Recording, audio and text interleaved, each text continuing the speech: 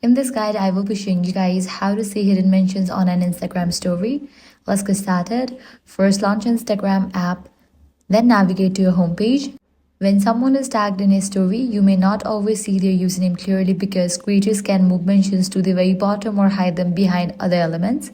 To check for hidden mentions, open Instagram story you want to view and look closely at the bottom of the screen. Sometimes you will notice small lines or partial symbols near the bottom, which usually indicate that accounts has been mentioned.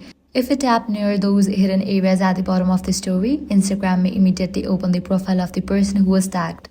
Even if the username is not fully visible, tapping around that area can still activate the mention and take you directly to their account. Keep in mind that there is no built-in way to see a full list of everyone mentioned in a story if the creator has intentionally hidden them.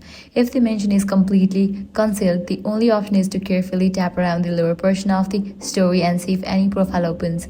Once you successfully tap a hidden mention, you'll be taken straight to that person's Instagram profile. And that's it. Currently, this is the only way to discover hidden mentions directly from Instagram app. If this guide helped you out, do not forget to like, share, and subscribe.